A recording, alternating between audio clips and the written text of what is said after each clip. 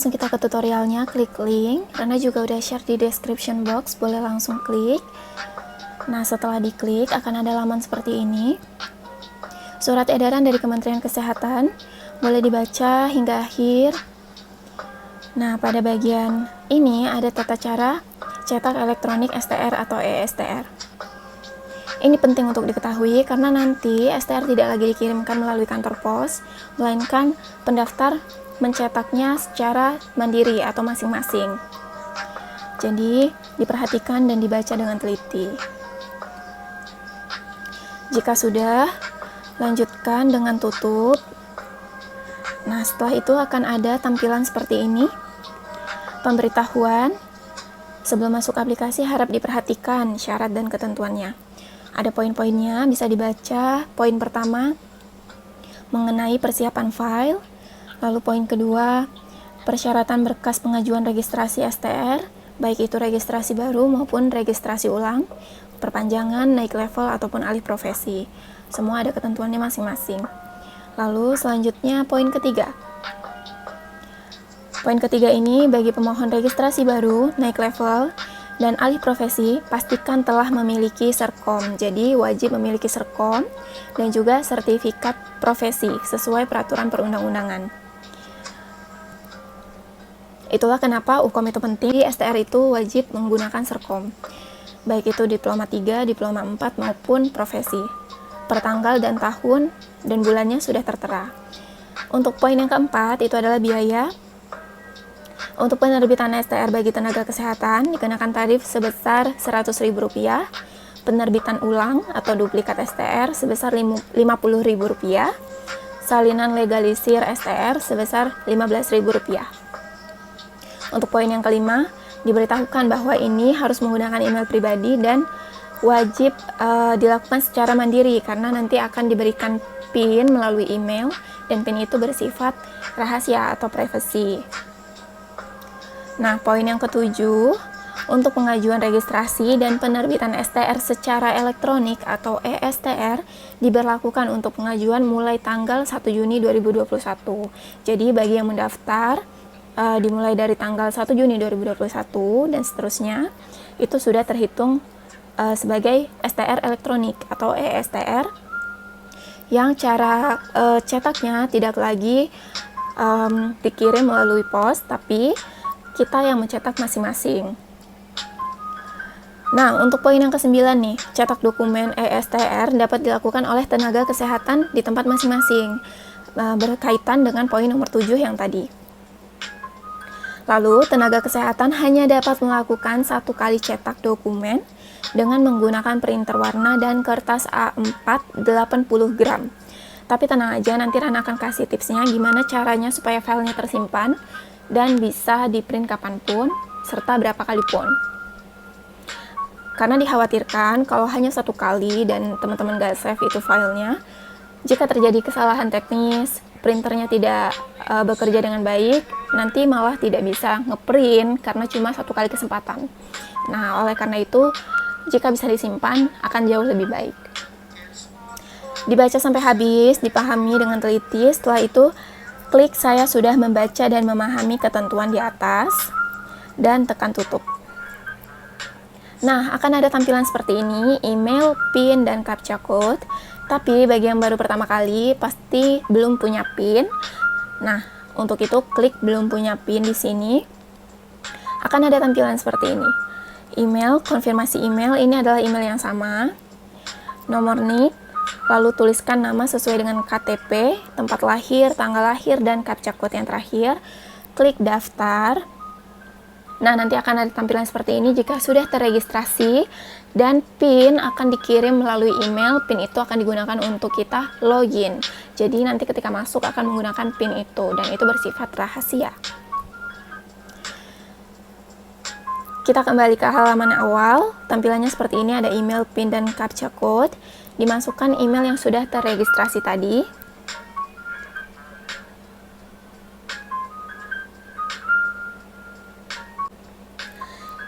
Nah, yang terakhir adalah CAPTCHA code-nya. Setelah diklik masuk, akan ada tampilan seperti ini, registrasi baru, registrasi ulang, dan seterusnya. pilih sesuai dengan tujuan masing-masing. Karena ini ingin meregistrasi baru, maka klik registrasi baru. Akan ada pilihan seperti ini, tahun lulusnya, kapan, disesuaikan. Nah, setelah itu tampilannya seperti ini, diketik saja.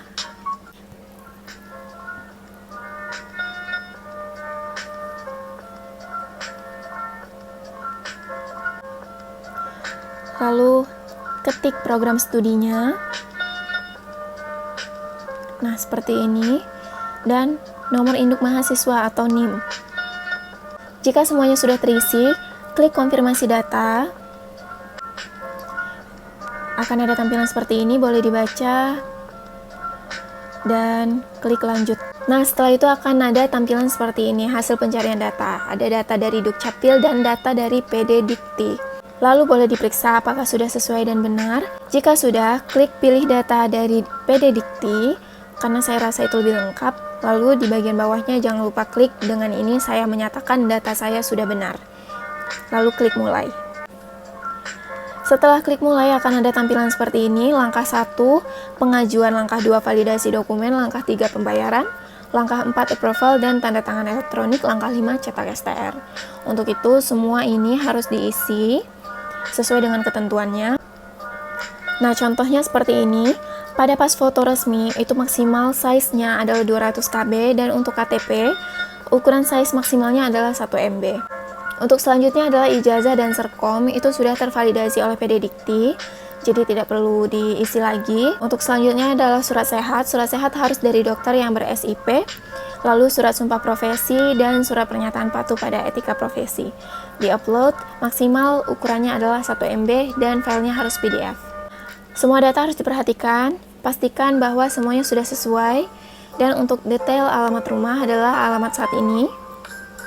Lalu selanjutnya pada bagian korespondensi ini perlu diperhatikan, terdapat perbedaan. Nah, di sini diisi alamat koresponden sama dengan alamat rumah, itu boleh diklik. Ya, teman-teman.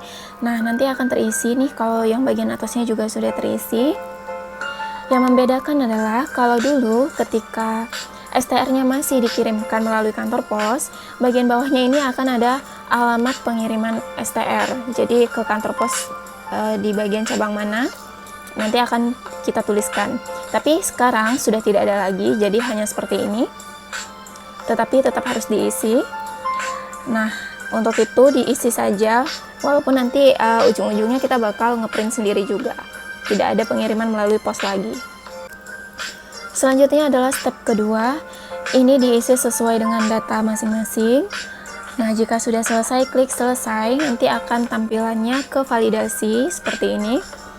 Nah, akan tertulis data tersebut di atas adalah data yang akan tampil pada STR. Jadi pastikan jika data yang sudah tertulis itu adalah benar, karena nanti yang akan terprint dan yang akan tercetak adalah data yang seperti draft tersebut. Nah, selanjutnya akan ada bacaan seperti ini, data usulan registrasi STR saudara telah selesai, kemudian akan dilakukan validasi dan keabsahan data. Jadi, pada proses ini akan dilakukan validasi dan bisa dicek statusnya ke akun masing-masing. Nah, nanti juga akan mendapatkan email kurang lebih seperti ini bahwa kita sudah berhasil mendaftarkan STR, dan jika ada perbaikan maka segera cek status di akun.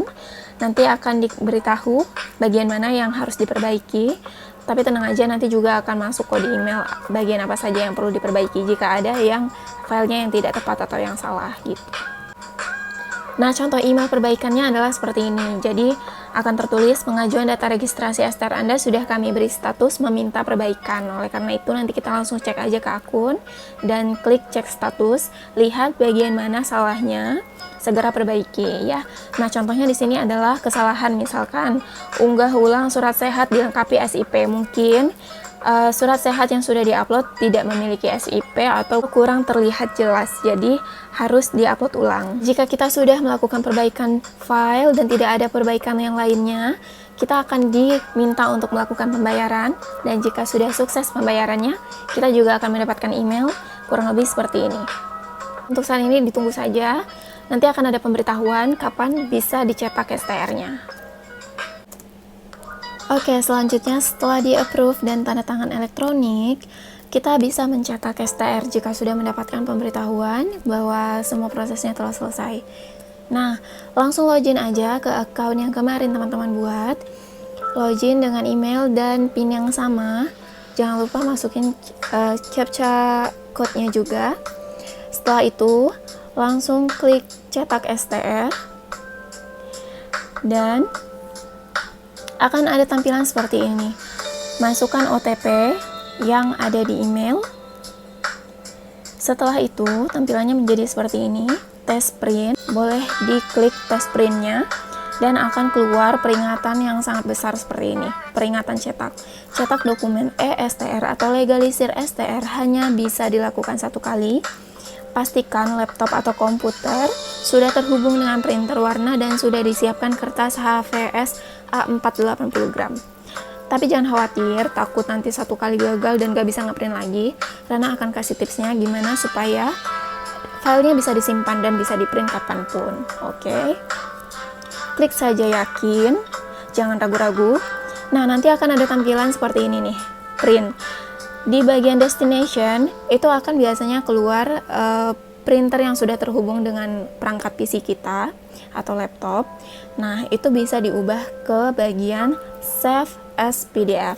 Jadi, dipilih aja bagian bawahnya, klik yang bagian Save as PDF seperti pada gambar ini. Ya, setelah itu pilih color juga jangan lupa dan di set untuk ukuran A4. Nah, selanjutnya bagaimana? Ini maaf gambarnya kepotong. Nah, selanjutnya itu akan keluar tampilan seperti ini ya. Tadi jangan lupa klik print, lalu tampilannya menjadi seperti ini. Nah, ini ditunggu aja loadingnya, nanti akan keluar tampilan STR kita yang akan di print. Ditunggu sampai benar-benar terkeluar semua gambarnya ya. Jangan di-reload berkali-kali, sabar aja ditunggu, memang loadingnya agak lama. Nah, setelah itu scroll ke bawah dan klik cetak. Dan klik e-STR, selanjutnya klik yakin, itu akan ada peringatan lagi. Nah, sama halnya seperti yang tadi, jika tampilannya keluar seperti ini, klik save as PDF, jangan lupa diklik. Nah, di sini teman-teman bisa simpan filenya di folder manapun yang ada di laptop. Jadi, usahakan simpan di file yang mudah untuk ditemui, agar kapanpun ketika teman-teman mau ngeprint itu mudah untuk di-print. Bisa di-print sebagai file PDF seperti biasanya juga, jadi nggak usah bingung-bingung akan seperti apa. Yang penting tetap diperhatikan ukuran kertasnya A4 dengan kertas HVS 80 gram. Jadi bisa di-print kapanpun. Oke, cukup sekian nih tutorial dari Rana, semoga bermanfaat. Dan kalau masih ada yang bingung, jangan sungkan untuk bertanya di kolom komentar. Jika video ini bermanfaat, jangan lupa untuk di-subscribe dan di-share ke teman-teman yang lain. Dan jangan lupa juga hidupin lonceng notifikasinya agar dapat pemberitahuan kalau ada video baru. Oh ya, di-like juga ya. Terima kasih. Wassalamualaikum warahmatullahi wabarakatuh.